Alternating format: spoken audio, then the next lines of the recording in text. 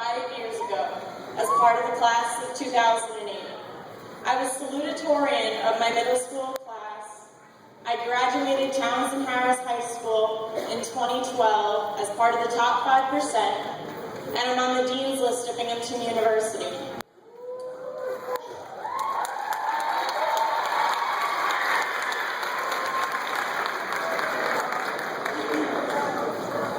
I've never been in a fight, never been suspended, never cheated on a test, and never plagiarized.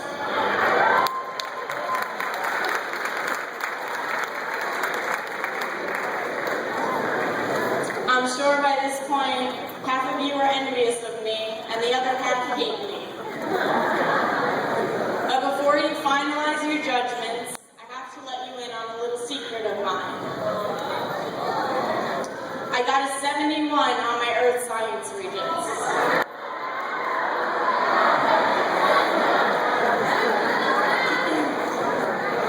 And I have to say, of all of the accomplishments I've mentioned, this has to be my proudest.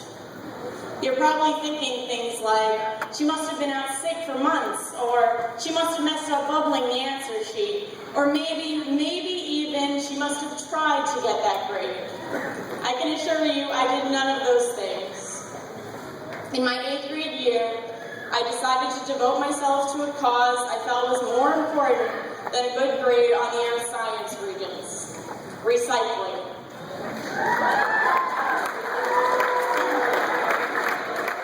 Yes, you heard that right, recycling. I'm sure, don't worry.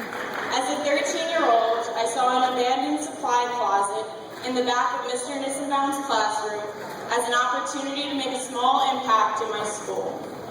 I hated how easily students threw away paper and bottles, and I knew that I could do something about it. Every chance I could, I'd go out during class and go around to all the other rooms collecting paper from the students and shoving it into big garbage bags.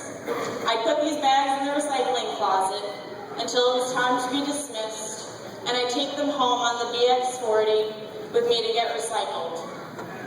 Sometimes I'd end up lugging 3 or 4 huge garbage bags home, straining the muscles in my arms to hold onto the bags while balancing myself so as not to fall on some old man's lap. Of course, people looked at me like I was crazy, and I was. It was a crazy thing to do. It would have been much easier to let the students throw away the paper and whatever, and just worry about my own actions. But I was never interested in easy. I'm not saying that any of you have to do what I did. Trust me, I realize that recycling is generally not something 8th graders get excited about. But I urge you to find something that moves you. Find a cause that you feel passionate about, and don't give up on it. Mahatma Gandhi said, "Satisfaction lies in the effort, not in the attainment. Full effort is full victory." Live by those words. My algebra teacher that year, who doesn't work at 101 anymore, used to constantly tell me that what I was doing didn't matter, that my effort would mean nothing in the big picture. But he was wrong.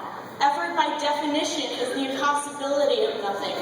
The only time you achieve nothing is when you do nothing.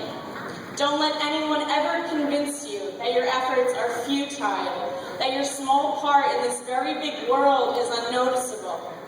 If we all thought this way, none of us would get out of bed in the morning and go to work or to school or show up at graduations. Each and every one of you coming here tonight proves that every small effort, every personal decision to get in the car, hop on the bus, the train, or walk even, adds up to something big and powerful.